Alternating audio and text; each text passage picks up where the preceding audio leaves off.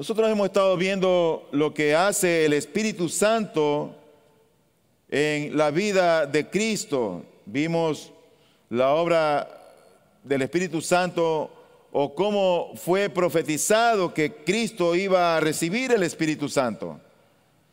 También nosotros vimos cómo el Espíritu Santo descendió en forma de paloma cuando Cristo fue bautizado. Antes de eso vimos, por supuesto, cómo María fue engendrado el vientre, lo que había en su vientre por obra y gracia del Espíritu Santo. El día de hoy vamos a ver la obra del Espíritu Santo en Cristo, pero en lo que tiene que ver con su ministerio y su muerte. ¿Por qué ese tema? Cada vez que, incluso yo mismo, antes de predicar este tema, el año pasado, pensando en los temas, yo decía, y al hablar de Cristo, ¿qué hablaremos? Y me ponía a pensar en las parábolas, me ponía a pensar en los milagros que Él hizo, en las enseñanzas que dio. Pero lo que queremos es conocer a Cristo y conocer exactamente la obra del Espíritu Santo de Dios en Él. Y por eso es que nosotros vamos a ver cómo obró el Espíritu Santo en su ministerio y también en su muerte. Ya nosotros vimos que el Espíritu inauguró el ministerio de Jesús en su bautismo y lo apoyó de ahí en adelante, no solo en su tentación, sino también en todo lo que ocurrió en la vida de Cristo hasta su muerte en la cruz y luego en su resurrección. Hay un texto que resume claramente el ministerio de Jesús hasta su muerte, y está en el libro de Hechos, el capítulo 10, versículo 38. Vosotros sabéis cómo Dios ungió a Jesús de Nazaret con el Espíritu Santo y con poder, el cual anduvo haciendo bien y sanando a todos los oprimidos por el diablo, porque Dios estaba con él. Nosotros al leer este texto entendemos al menos tres cosas. En primer lugar, que el Espíritu Santo de Dios lo ungió a Cristo para predicar el Evangelio.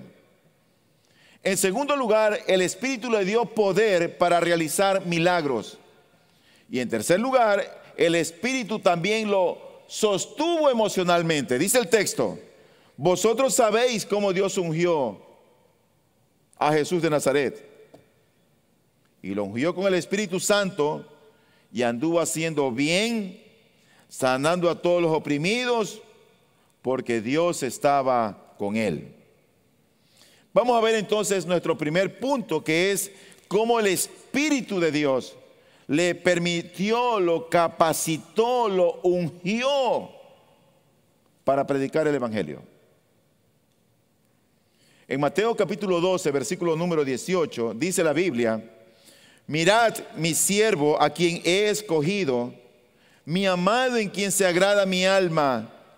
Sobre él pondré mi espíritu.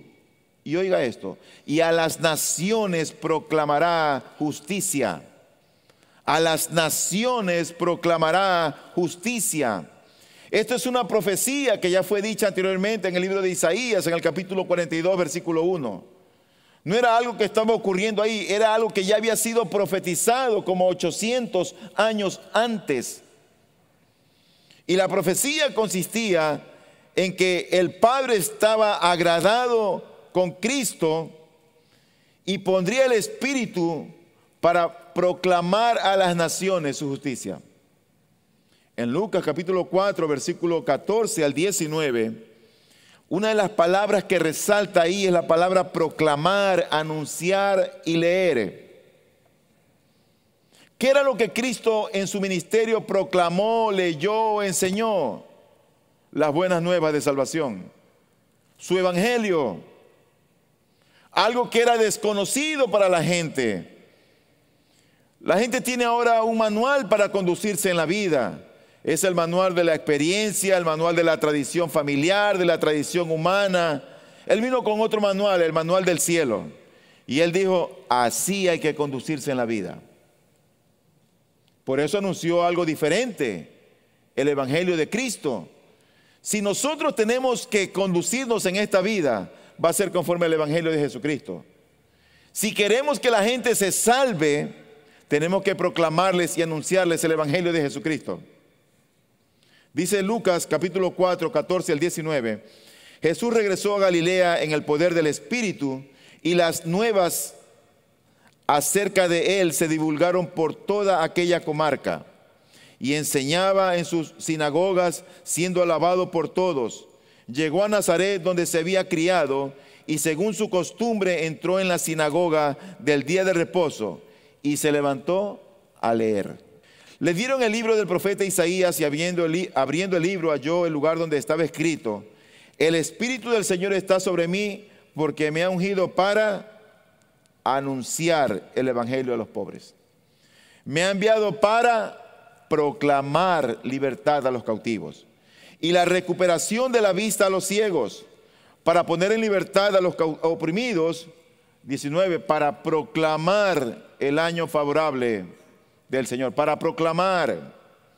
Así que si el Mesías necesitaba de la unción del Espíritu para predicar el evangelio, yo llego a la conclusión de que entonces también nosotros lo necesitamos para proclamar el evangelio a otros. Por lo tanto, nunca debemos de intentar proclamar el evangelio si no estamos dependiendo del Espíritu Santo de Dios. Nunca. Nunca debemos entrar en el ministerio de la palabra o la proclamación del evangelio con un pecado no confesado que aflige al Espíritu de Dios. Y nunca debemos tomar crédito por nada bueno que resulte de nuestro ministerio en la palabra de Dios. Porque si ganamos a alguien para el reino del Señor, y si Dios nos utilizó como un instrumento para que la luz del evangelio resplandezca en otros y otros pasen de muerte a vida, nosotros fuimos solamente un instrumento, no la fuente. Fue el Espíritu de Dios quien nos convenció. Fue el Espíritu de Cristo quien nos persuadió. Así que si Cristo necesitó del Espíritu Santo para proclamar el evangelio, nosotros mucho más. Mucho más. Proclama el evangelio, mi hermano y mi hermana. Proclámalo, pero no lo hagas en tus fuerzas. Hazlo en dependencia del Espíritu de Dios. No vayas en tus temores ni en tu carnalidad.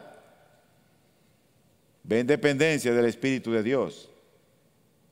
En segundo lugar,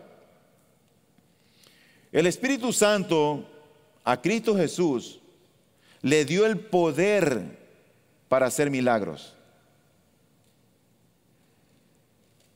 Sin olvidar ese texto que leímos de Hechos capítulo 10, versículo 38, otros pasajes también son muy importantes. Por ejemplo, en Lucas 12, 10, oiga este texto: y todo el que diga una palabra contra el Hijo del Hombre, o sea, contra Cristo, se le perdonará.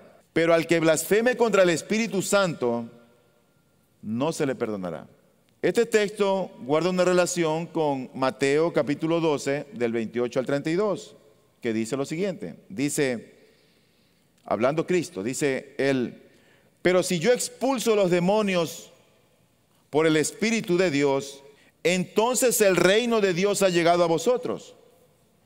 ¿O cómo puede alguien entrar en la casa de un hombre fuerte y saquear sus bienes si primero no lo ata? Y entonces saqueará su casa. El que no está conmigo está contra mí, y el que no recoge conmigo desparrama. Por eso os digo, todo pecado y blasfemia será perdonado a los hombres, pero la blasfemia contra el Espíritu no será perdonada. Y a cualquiera que diga una palabra contra el Hijo del Hombre se le perdonará, pero al que hable contra el Espíritu Santo no se le perdonará, ni en este siglo ni en el venidero. Dos comentarios quiero hacer con respecto a este pasaje. Estos pasajes tienen que ver no solo con los milagros, sino también con el pecado imperdonable. ¿Cuál es la relación entre los milagros que Cristo hizo y el pecado imperdonable? ¿Qué relación guardan? Bueno, sin lugar a dudas que el pecado imperdonable está relacionado con los milagros, porque el mismo texto lo dice. Está hablando aquí de milagros. El texto lo dice, pero si yo expulso los demonios por el Espíritu de Dios, dice él, entonces el reino de Dios ha llegado a vosotros. El pecado imperdonable que habla más abajo está relacionado con los milagros. Y tú tienes que notar el contraste que hay allí en ese texto entre el Hijo del Hombre y el Espíritu. El Espíritu quien moraba en Cristo. Ahora, el Hijo del Hombre que menciona este texto se refiere a esa condición humilde, esa apariencia, esa calidad de hombre y esa gloria velada que él tenía. Dice el texto, y es importante que lo leamos, y dice allí, porque os digo, todo pecado y blasfemia será perdonado a los hombres, pero la blasfemia contra el Espíritu no será perdonada, y a cualquiera que diga una palabra contra el Hijo del Hombre, se le perdonará. ¿Cuál es el Hijo del Hombre? El Cristo humano. En su humanidad, a eso es lo que se refiere. Ahora, el Espíritu de Dios era el que le había dado el poder a Jesucristo para hacer los milagros. Revela la gloria de Dios y de hecho así lo atestigua Jesús. Él mismo lo dice en este pasaje que hemos leído. Así que el pecado imperdonable es pecado contra el testimonio de Jesús, pero por los milagros hechos, por las obras del poder del Espíritu Santo de Dios. O sea que el pecado imperdonable no tiene que ver con la persona de Cristo, sino con, humanamente hablando, sino con el mismo Dios. Dios Espíritu Santo. Los hombres pueden cometer el pecado imperdonable e incurrir en su maldición solo si ven milagros y se niegan a creer. En ese tiempo, la gente veía un milagro de Cristo y se negaban a creer. Ya ellos estaban condenados. Porque no estaban creyendo en el Cristo humano, ni tampoco estaban creyendo en el Espíritu Santo de Dios, que hacía los milagros en Cristo. Ese era el pecado imperdonable. ¿Qué aplicación tenemos de este texto para nosotros al día de hoy? Bueno, tenemos que entender que es algo serio pecar contra el Señor. Pecar contra Dios, pecar contra la luz. Y los hombres todavía pecan contra la luz hoy, sin milagros. Sin milagros. Yo me pregunto, ¿deberían los hombres creer sin milagros? ¿Se necesitan milagros para que la gente crea en Dios? ¿Deberían los hombres creer en Cristo sin ver milagros? Sí, deberían creer. Pero los milagros del Espíritu en aquel tiempo lo que hacía era que aumentaban su culpa y dureza hasta un punto donde era imperdonable. Porque no solamente que estaban ciegos a la pureza y santidad de Jesús como hombre, sino a la obra de Dios, Espíritu Santo, cuando hacía ese milagro. Era una doble carga, un doble pecado. Por eso era imperdonable. ¿Hay milagros hoy? Sí, sí los hay, pero no de ese tipo. Yo creo que el milagro más glorioso que Dios hace hoy día es cuando Él transforma genuinamente a un hombre y cambia su manera de pensar, su manera de hablar, su manera de conducirse en la vida.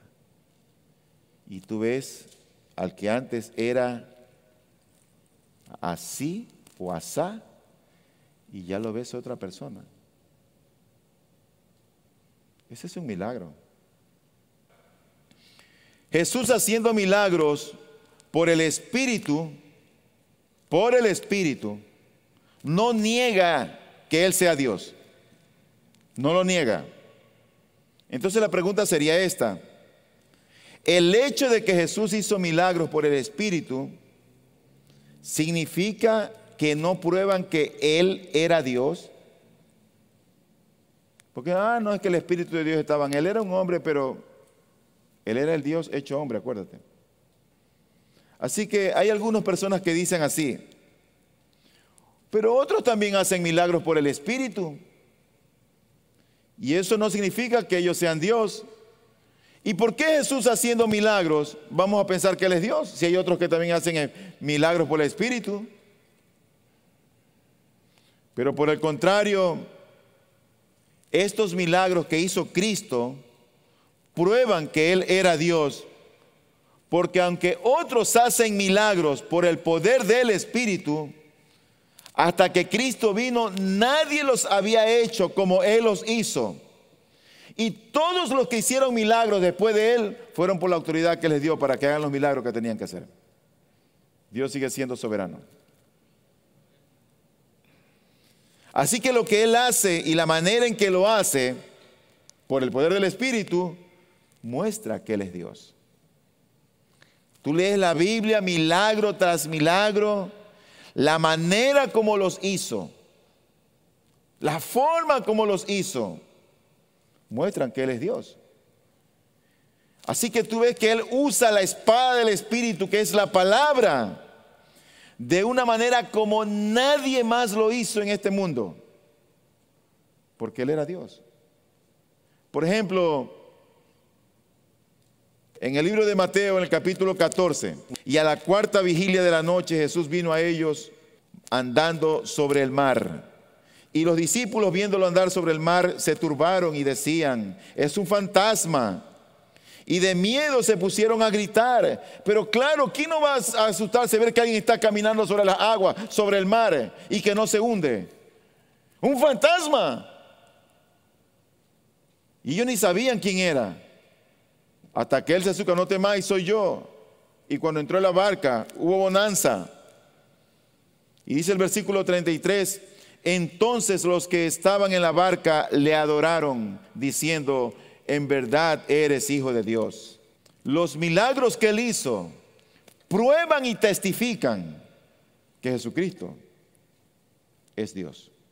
En Marcos 4:39 dice: y levantándose reprendió al viento y dijo al mar: cálmate, sosiégate. Y el viento cesó y sobrevino una gran calma. La naturaleza se sometió a la voz de Cristo. Él le hablaba al mar y el mar se aquietaba. Le hablaba al viento y el viento lo respetaba. Porque Él era Dios y porque el Espíritu de Dios estaba en Él. Y esto a mí me recuerda las descripciones que el Antiguo Testamento nos habla acerca de Dios.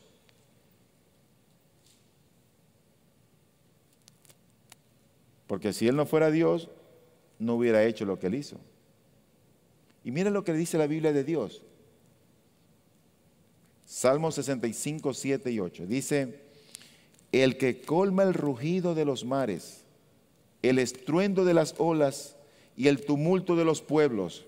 Por eso los que moran en los confines de la tierra temen tus obras. Tú haces cantar de júbilo a la aurora y al ocaso.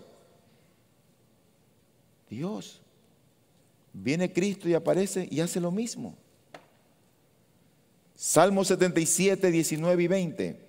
En el mar estaba tu camino y tus sendas en las aguas inmensas, y no se conocieron tus huellas. No se conocieron. Viene Cristo y hace lo mismo.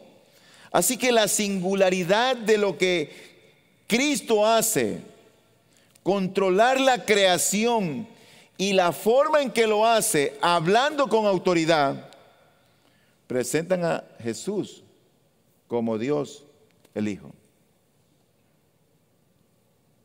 Mi tercer punto, es que el Espíritu de Dios, habiendo obrado o dándole poder para predicar el Evangelio, también le dio el poder para hacer milagros. Mi tercer punto es que el Espíritu lo sostuvo a Cristo emocionalmente. O sea que él estaba controlado por el Espíritu Santo de Dios. Y no hay mucha información sobre esto que estoy diciendo, pero al menos hay un texto que habla sobre esto y nos da luz. Por ejemplo, en Lucas 10:21, oiga lo que dice. En aquella misma hora, él se regocijó mucho en el Espíritu Santo y dijo: Te alabo, Padre, Señor del cielo y de la tierra, porque ocultaste estas cosas a sabios y a inteligentes y las revelaste a niños. Él está emocionado, está regocijado, porque Dios el Padre le ha dado una revelación, porque Él lo está usando como el instrumento para traer salvación, para que otros conozcan del cielo, otros conozcan el Evangelio que salva. El Espíritu Santo a Cristo lo sostuvo emocionalmente. Te pones a pensar tú en la responsabilidad grande que había en Cristo. Él sabía lo que venía, él sabía que iba a morir. Enseñar, discutir con los doctores de la ley, estar expuesto a las críticas y la murmuración. Lo perseguían para matarlo, haciendo milagros, hacía sanidades el día de reposo y lo criticaban. ¿Qué nos espera a los pastores si de Cristo hablaron así?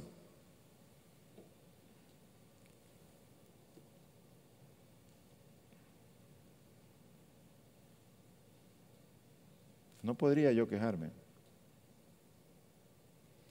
Quienes tienen una gran responsabilidad también tienen que hacer frente a una gran carga emocional. Claro, si tú no tienes responsabilidad, la Dolce Vita contigo. Tú duermes, nada te preocupa, todo está lindo, el mundo te sonríe.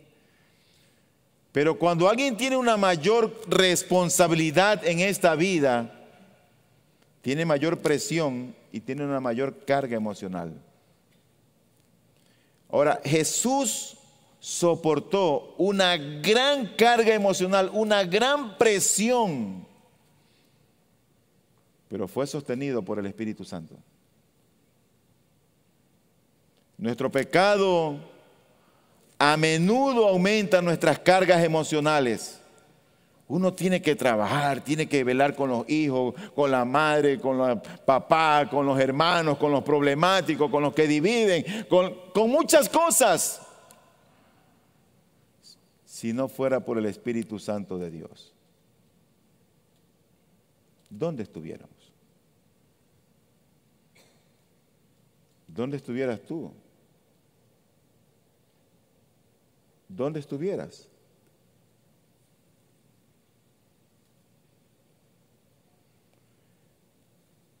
Jesús, sin embargo, a pesar de tener una gran carga emocional, Él no tuvo pecado. Y sin embargo, las responsabilidades que llevaba y las penas que soportaba hicieron mella en su humanidad, lo afectaron. Dice la Escritura en Isaías 53:3, hablando de Cristo, un mensaje profetizado de lo que Él sería, dice: fue despreciado y desechado de los hombres, varón de dolores, experimentado en aflicción, y como uno de quien los hombres esconden el rostro, fue despreciado y no le estimamos. Así era Cristo. Fue despreciado. Dios fue despreciado. Y a esto hay que añadir las constantes tentaciones de Satanás y las persecuciones de sus enemigos.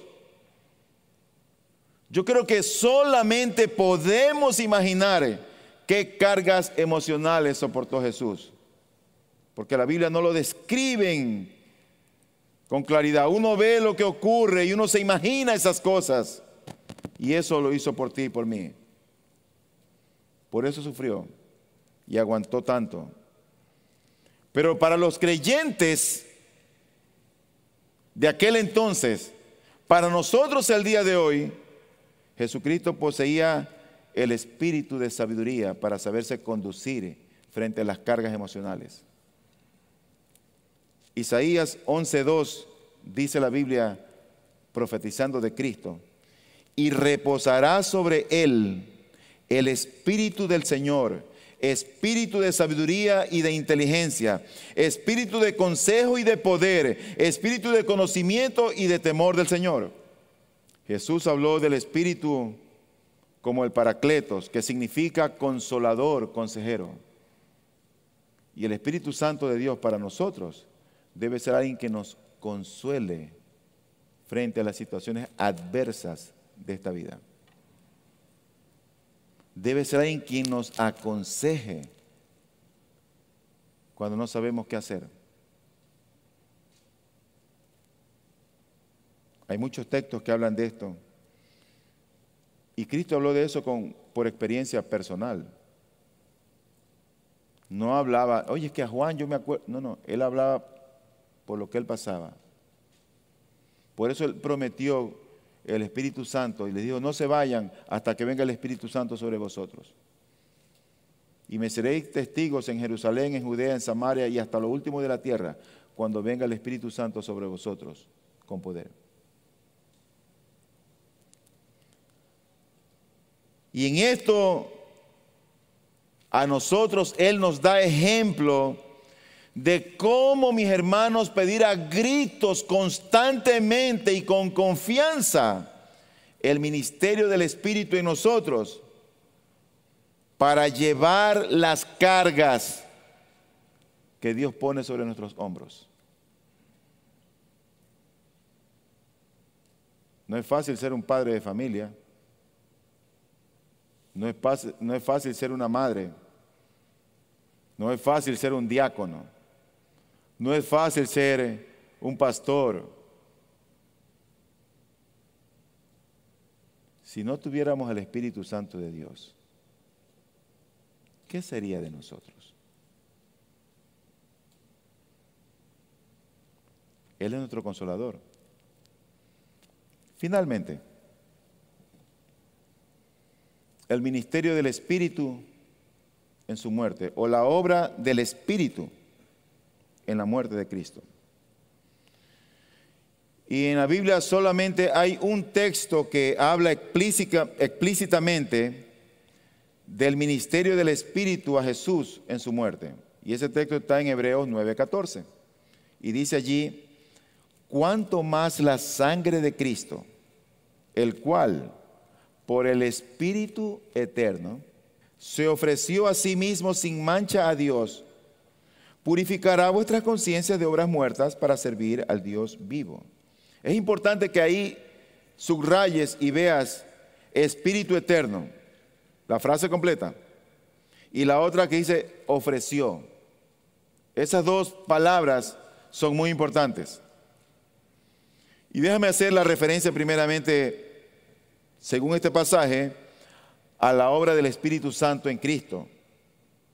Hay una disputa en cuanto a la referencia de esa frase Espíritu eterno, porque muchos la toman para referirse a la naturaleza divina, es decir, a la esencia de Cristo como Dios, y no específicamente a la tercera persona de la Trinidad, es decir, al Espíritu Santo. No, que Espíritu eterno se refiere a la naturaleza de Cristo. No es el Espíritu Santo. Hay algunos que sostienen esas cosas. Pero teólogos de renombre, hombres probados en su teología, con doctrina sana, como Juan Calvino, como John Owen, como F.F. Bruce, hacen referencia a que ese de Espíritu eterno se refiere al Espíritu Santo. Y déjame exponer algunos argumentos a favor de este punto de vista que los da el doctor Sam Waldron. Y él dice tres razones. En primer lugar, dice él, Cuando se refiere a eso, se refiere al Espíritu Santo y no a la esencia o a la naturaleza divina de Cristo. Y dice, razón número 1, porque encaja con el énfasis bíblico en la obra del Espíritu en el mediador. Dice, esa es la obra del Espíritu en Cristo. Y dice Bruce, detrás del pensamiento del autor de Hebreos, yace el retrato del siervo del Señor, según Isaías, que está en 42:1, que en el poder del Espíritu Divino, dice él, realiza cada fase de su ministerio. Y claro, el Espíritu Santo de Dios estaba en Cristo para hacer lo que tenía que hacer, es lo que está diciendo aquí. ¿Y qué fue? ¿Para qué lo motivó el Espíritu Santo de Dios a Cristo? ¿Sabes qué? Para ofrecerse como una ofrenda por ti y por mí. Para eso estuvo allí el Espíritu de Dios. Mira lo que dice nuevamente el versículo. El cual por el Espíritu eterno se ofreció. Fue el Espíritu Santo que lo movió a ofrecerse voluntariamente como una ofrenda. Se hizo ofrenda por nosotros. En segundo lugar, dice el doctor Sam Waldron, encaja con el énfasis textual de ofrecer o traer sacrificio. Aquellos que toman el punto de vista de la naturaleza divina piensan que el texto está hablando de cómo la naturaleza divina sostuvo la naturaleza humana en sus sufrimientos reales. Esto es una verdad, por supuesto, dice él, pero el texto enfatiza no los sufrimientos reales de Cristo, sino el ofrecerse a Él como un sacrificio. La palabra aquí para ofrecerse es prósfero, y eso significa traer, obtener, y se refiere a la ofrenda del sacrificio y no específicamente a su ser sacrificado. Es decir, no a la persona, sino al ofrecimiento que se hizo, movido por el Espíritu Santo de Dios. En tercer lugar, dice él, encaja con el uso real de la palabra espíritu. La palabra espíritu es neuma, donde viene neumático, neumonía, todo lo que tiene que ver con pulmones, aire, es algo de neuma. Y aquí neuma es la palabra que se utiliza en el libro de Hebreos, en el texto que leímos, y se está refiriendo al Espíritu de Dios. Y donde quiera que esta palabra neuma se usa en el ser divino, en el libro de Hebreos, siempre se refiere al Espíritu Santo y no a la naturaleza divina. O sea que cuando uno estudia la Biblia, uno tiene que estudiar todo el contexto, la Biblia o el libro, para poder comprender lo que allí nos dice. No podemos hacer de un solo texto y sacar de ahí una doctrina, porque eso es un pretexto para las herejías. Pero ¿cuál es la naturaleza del ministerio del Espíritu Santo entonces en la muerte de Cristo? Mira, querido hermano, la actividad específica que el Espíritu le permitió a Jesús hacer fue ofrecerse a sí mismo sin mancha ante Dios. A eso lo movió el Espíritu Santo, a ofrecerse sin mancha. Él lo guardó para no pecar. Él le dio poder para hacer milagros. Él lo ungió para predicar el Evangelio. Pero también lo llevó a ofrecerse a Dios sin mancha. Yo me pregunto, ¿por qué era necesaria la ayuda del Espíritu Santo para esto? ¿Por qué? ¿Tú sabes por qué? Las Escrituras enfatizan la guerra en la que Jesús se comprometió, en la que Jesús entró al confrontar la muerte en la cruz. Él necesitaba ser fortalecido por el Espíritu de Dios. Era una guerra que tenía, que sabía lo que venía. Cuando uno habla del Cristo crucificado y de su muerte, uno no debe tomar tan a la ligera eso como de muerte. A Cristo lo asesinaron. Él fue a la cruz vivo y sano y lo mataron. ¿Y cómo que tú vas a ir imagínate, a la cruz vivo y sano? Con sus sentidos bien. Fue el Espíritu quien nos ayudó. ¿Tú te das cuenta de la importancia del Espíritu Santo en la vida del creyente? Romanos te dice, el que no tiene el Espíritu Santo de Dios, el tal no es de él.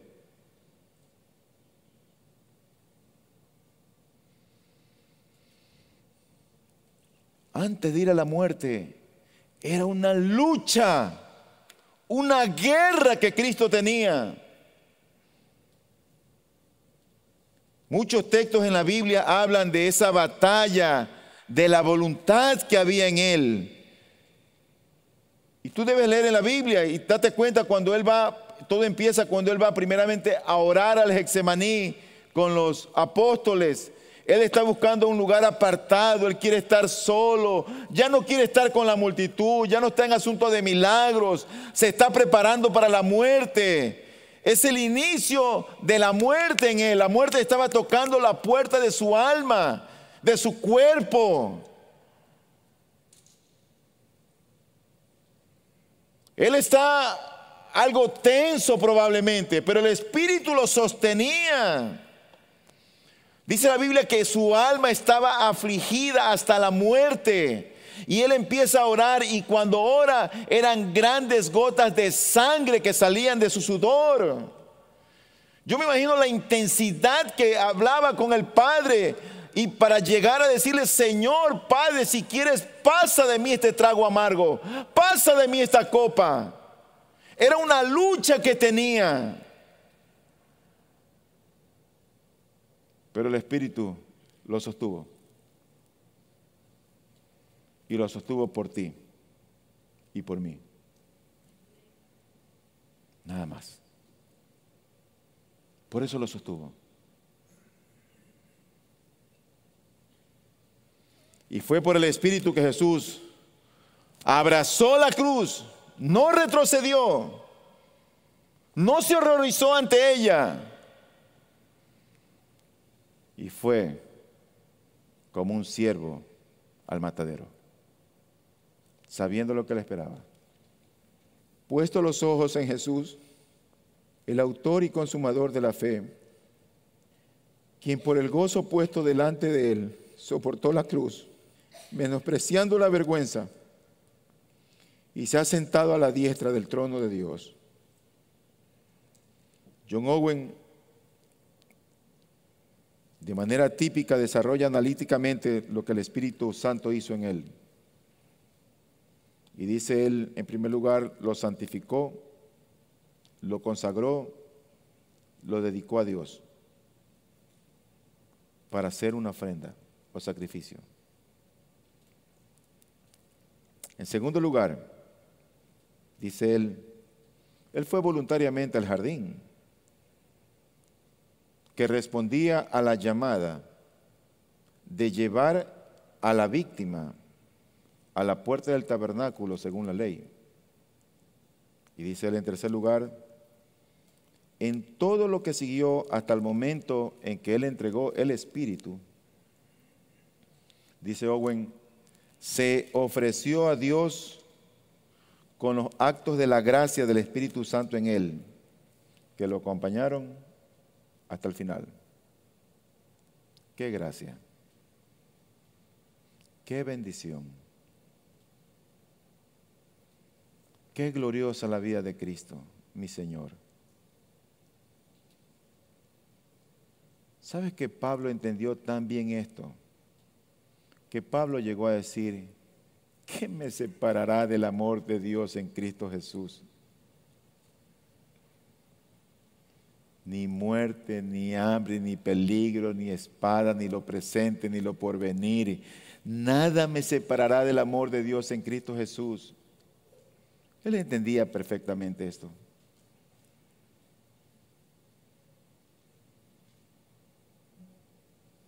¡Qué gracia! Amor por la humanidad, compasión por los pecadores. ¿Qué lo motivó? Una sola cosa: la gloria de Dios el Padre. Nada más. Él lo que quería era que su Padre sea glorificado.